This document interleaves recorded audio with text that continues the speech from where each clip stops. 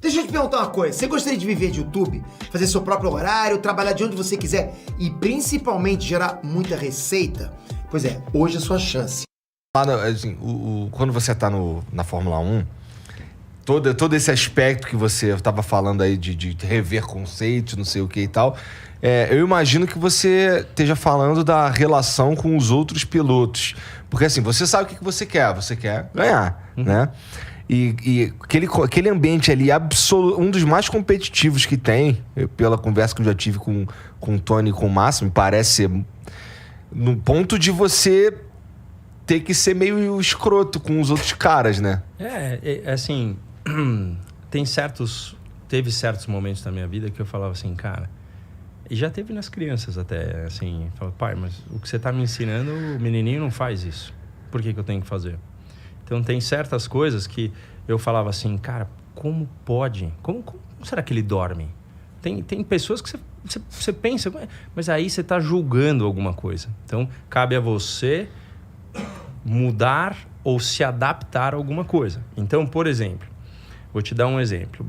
Na Ferrari, quando eles viram que eu gostava da parada de testar as coisas e era o meu sentimento pelo carro, o meu feeling de aprovação era bom ao ponto de saber o que um pneu fazia, o outro pneu, eu comecei a testar tudo de todo jeito. Você pedia? E aí, você pedia para testar ou eles Não. Eles viram que na minha mão eu conseguia discernir os testes, né? Melhor do que os pilotos presentes. E aí, o que aconteceu? Teve hora que eu tive que não optar pelo pneu que eu queria para ver se eles... Assim, eu tive que... Tipo pôquer. Nossa. All-in. Aí eu falei assim, eu quero o pneu A e o C. Mas na verdade eu queria o B. Aí, por quê? Porque nem sempre quando eu falava o B, eles me davam o B. Eles sabiam que o A era para o Schumacher. E aí, o B... Eu falei, esse filho da mãe com o B pode ser imbatível. E aí, teve uma vez que eu falei, então eu vou começar... Eu falei, A e o C. Por quê? Porque por isso. Não, acho que é o B. Tá de brincadeira, cara. E aí, teve vezes que foi assim. Teve vezes que eu não escolhi e me dei mal. Mas a minha vitória em Silverstone em 2003 foi com o melhor carro que eu já tive. Você fala assim, é muito difícil, né? A gente tá num dia hoje, você fala assim, cara, hoje putz, foi perto de perfeição a entrevista, foi gostosa, não deu erro e tal. O dia do esportista, você tem isso, mas é difícil você chegar a 100%. É muito difícil. E esse dia em 2003... Cara, aquele carro era quase soltar a mão, ele fazia as curvas sozinho. Cadê esse carro? Então, boa pergunta. Eu acho assim uma... Mas foi um esquema meio esse aí, tu teve que dar uma engambelada. Esse carro tá onde? Eu pedi pelo pneu C e eles acharam... Mas, Rubinho, cara, eu imagino que isso daí seria para favorecer o outro piloto. E não é que eles queriam te sacanear de verdade, ou é? Não, eu acho que sacanear não é o caso, porque senão o cara não tinha nenhuma exposição em nenhum lado dos contratos que você ficava para ser sacaneado. Mas tinha uma proteção para um lado. E essa proteção dava para ver, por exemplo, quando o Michael ganhava um campeonato, que depois aí eu tinha muito mais chance de vitória. Por quê? Porque daí abria-se a porta... para a igualdade. Caralho, então, eu entendo. Então... Inclusive, teve aquela emblemática corrida lá que você teve que deixar ele passar. Puta, que isso aí. Nossa, pegou mal pra caralho, vagabundo vaiando. Ele chamou, né? Te colocou no pódio, deu eu lembro disso. O troço. Eu lembro disso. E naquele dia mudou algo na F1, né? Que até hoje a comunicação ela é transmitida. Ela abriu, né? Ela abriu. Porque ali foram... eu saí do carro, vomitei de raiva. Você tá de brincadeira, Rubio? Porque não era possível, né? Aquela história, hoje ela já tá... Muita gente já sabe, né? Então...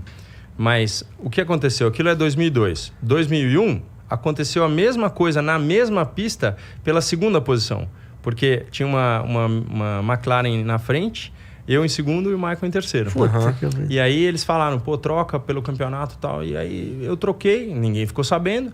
E aí eu dei chamei na chincha, falei, e aí, mas se eu tivesse ganhando? Se tivesse ganhando, a gente não pediria. Ah, não brigava com você? Não pediria. Mas aí no ano seguinte foi o que fizeram. E aí, pô, era o meu termo. Foram 8 voltas de discussão. Falei, não vou fazer. Vocês falaram, não vou fazer. Eu lembro até hoje. Eu lembro dos 8 termos. voltas de discussão. É. E Você aí, não queria entregar? Aí eu só fiz porque... Porra, tu ia querer entregar? Cara, eu Nem acho que não. fudendo, pô. Mas escuta, tava no contrato isso? Lógico que não. Não tinha nada. Mas você ia não se tinha... queimar com eles? Não. Lógico que poderia se Puta, queimar, é demais, né? cara. Isso é uma merda do cacete. Isso. Cara, então por isso que assim, foi um desconforto generalizado. Eu falei, eu vou que- fazer, mas vou fazer na frente da... Mas- Esse é o lado que eu acho que na vida, por isso que a gente tem que relevar um monte de coisa. Porque depois que eu entendi que 33% das pessoas gostam de você, 33% não gostam e 33% não se importam, você passa o tempo inteiro tentando 66. fazer com que não se importam para que eles não sejam pelo menos negativos. É. Entendeu? E isso acontece comigo, com todos nós aqui na sala. É. E aí, a parada é que quando você entende que o problema é com você, não é com o outro, é você que está se colocando de alguma forma, de alguma situação, você está se colocando para isso acontecer, você trabalha em você. E é muito mais fácil você trabalhar em você do que você apontar o dedo e criticar o outro. Entendeu? Então, no momento em que eu vi que não iam mudar do jeito que eu achava que eu merecia, eu saí da equipe. Eu saí da equipe 1 ano antes do final do meu contrato. Tá de Aí a boa. primeira hora que eu guiei a Honda, você fala assim, puta, velho, e aí?